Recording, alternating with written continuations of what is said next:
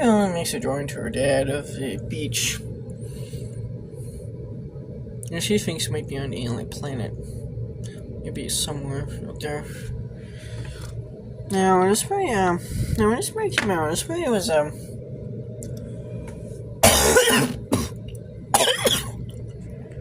quite expensive at Warner Bros. Because all the big name actors are involved. So it was actually quite expensive for Warner Bros. To make. Now, it's probably actually, it cost $75 million. It made $161 million worldwide. Now, that's actually pretty decent profits. Now, on your normal section there, that's actually pretty decent profits. No, actually, no, it made $261 million worldwide, I think, or 161, 100 something. I think it made 170 something million dollars worldwide. Which might seem like, which is actually pretty decent profit. However, Warner Bros., because of how much money is spent on advertising this movie, they actually expected it to do a lot more. So it didn't really make as much money as Warner Bros. Was hoping for. So it was kind of viewed as a financial disappointment for them.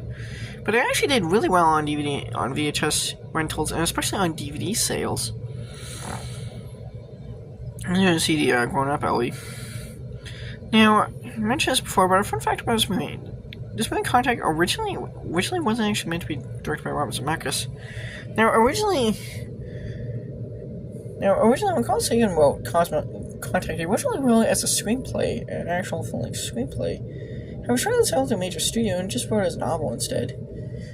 But after the novel was published, he tried selling it to a couple of major film studios, but no studio was interested in it, despite Carl Sagan's relevance at the time.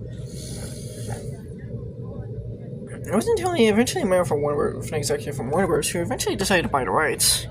And now here's where you see a fun fact about this. Another fun fact about this movie is that this movie originally George Miller was actually supposed to direct this movie. Yes, George Miller behind the Mad Max movies was originally supposed to actually be the director of this movie. He actually got in a lot of pre-production work done on this movie. It was actually enough to where he was almost given. It almost could have been his for the taking. However, unfortunately, it was not to be as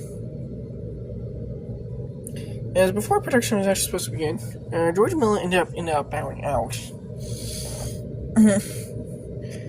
due to creative differences with Warner Bros. Executives, and it was actually in a place for Robert Zemeckis. Zemeckis eventually hired. Robert Zemeckis was eventually hired in.